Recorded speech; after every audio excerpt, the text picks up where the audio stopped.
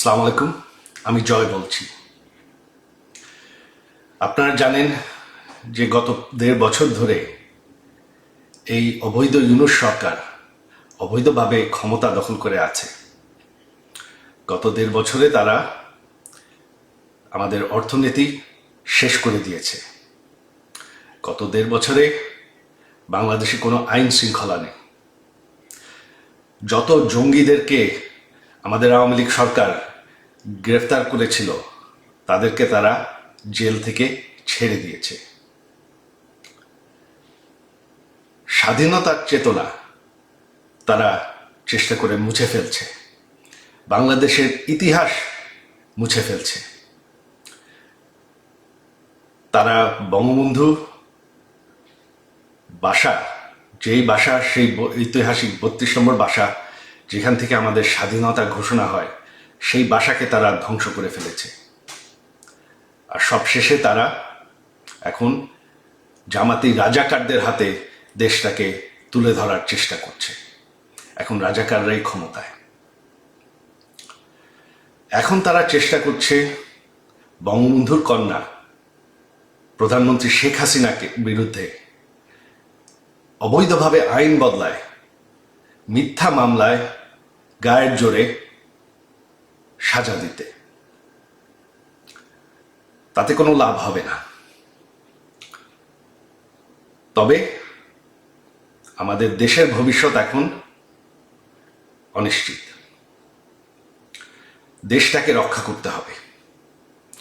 আপনারা যদি এই ভয়ঙ্কর পরিস্থিতি থেকে বের হয়ে আসতে চান, আপনারা যদি চান যে বাংলাদেশ আবার সেই উচ্চ অর্থনীতিতে পরিণত হতে থাকুক, আপনারা যদি চান যে বাংলাদেশে আইন শৃঙ্খলা থাকে, বাংলাদেশে জঙ্গিবাদ না থাকে, বাংলাদেশে রাজাকাররা যাতে ক্ষমতায় ফিরে না আসে, যাতে আমাদের স্বাধীনতার যুদ্ধ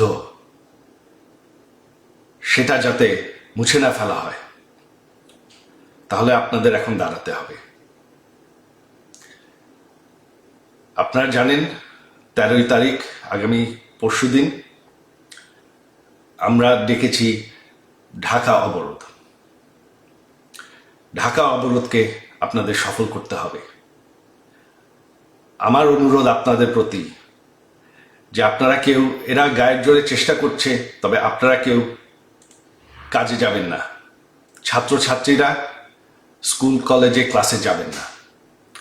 দোকানপাট, বাস, রিক্সা সব বন্ধ রাখবেন। এরা গায়ের জোরে চেষ্টা করছে দমন করতে, তবে ভয় পাওয়ার কিছু নাই। আপনারা যদি বাসায় থাকেন, এরা আপনাদের কিচ্ছু করতে পারবে না। দেশটাকে বাঁচানোর জন্য এটাই এখন পথ। আপনারা যদি না চান যে রাজাকারদের হাতে দেশ চলে যাক, বাংলাদেশের ইতিহাস মুছে ফেলা হোক, বাংলাদেশ, যেই বাংলাদেশ আমরা ভালোবাসি সেটা শেষ হয়ে যাক, তাহলে এখনই সময়। এই অবৈধ সরকারের আর বেশি সময় নাই, এদেরকে ভয় পাওয়ার কিছু নাই। আর আমার শেষ অনুরোধ আইন শৃঙ্খলা বাহিনীদের পক্ষে যে এই সরকারটি অবৈধ, সম্পূর্ণভাবে অবৈধ। তারা, এই সন্ত্রাসীরা পুলিশকে হত্যা করেছে, আইন শৃঙ্খলা বাহিনীকে হত্যা করেছে, আপনাদের ভাইদেরকে হত্যা করেছে। তাদের কোনো বিচার করতে দেয়নি। আপনারা আমাদের নেতাকর্মীদের নির্যাতন করবেন না। এই সরকারকে আমরা সরাবো। এই সরকার আর বেশি দিন টিকবে না। বাংলাদেশকে আবার সেই রাজাকারদের হাত থেকে আমরা অবশ্যই রক্ষা করব। ৭১-এর আন্দোলন আমরা যুদ্ধ করে জিতেছি। এই আন্দোলনও আমরা সফল হব। আপনাদের সবাই সহযোগিতা চাই। আমাদের এক হয়ে দাঁড়াতে হবে বাংলাদেশকে বাঁচানোর জন্য। জয় বাংলা।